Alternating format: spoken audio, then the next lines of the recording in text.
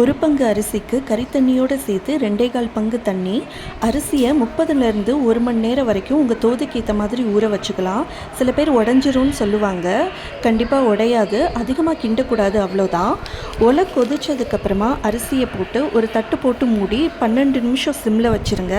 கரெக்டாக 12 நிமிஷம் கழித்து பார்த்திங்கன்னா தண்ணியெல்லாம் நல்லா வற்றி இருக்கும். இப்போ அடியிலேருந்து சாதத்தை மெதுவாக கிண்டி விடுங்க. ஒருவேளை உங்கள் அரிசிக்கு சரியாக தண்ணி வற்றாமல் இன்னும் கொஞ்சம் தண்ணி இருக்கிற மாதிரி இருந்தால் ஒரு தடவை கிண்டி விட்டதுக்கு அப்புறமா திரும்ப தட்டு போட்டு மூடி ஒரு 4 நிமிஷம் மட்டும் வச்சுருங்க.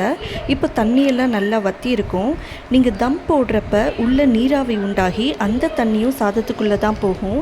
ஏற்கனவே சாதத்தில் தண்ணி நின்றுச்சுன்னா பிரியாணி ரொம்ப குழஞ்சிடும். அதனால் தம் போடுறப்ப சாதத்தில் தண்ணி இருக்கக்கூடாது.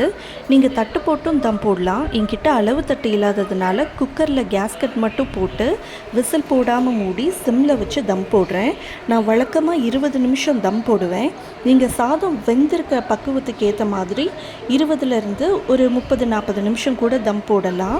எங்கள் வீட்டை பொறுத்த வரைக்கும் சாதம் நல்லா பஞ்சாக வெந்திருக்கணும், அதே சமயம் ஒட்டாமல் இருக்கணும். இந்த மாதிரிலாம் டாஸ்க்கு கொடுப்பாங்க. இது மாதிரியே கரெக்டாக இருக்குது.